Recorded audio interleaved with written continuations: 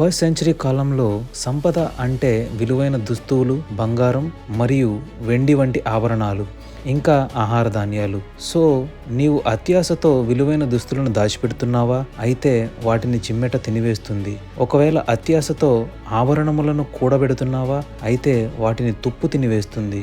లేదా అత్యాశతో ఆహార ధాన్యాలు లేక ఇంకేదైనా వస్తువులు దాచిపెడుతున్నావా? అయితే దొంగలు వాటిని దొంగిలించెదరు అని క్రీస్తువారు చెబుతున్నారు. మరి భూమి యందు కాక వేరొక స్థలములో నిధులను సమకూర్చమని క్రీస్తువారు చెప్తున్నారు. అది ఎక్కడంటే పరలోకమందు.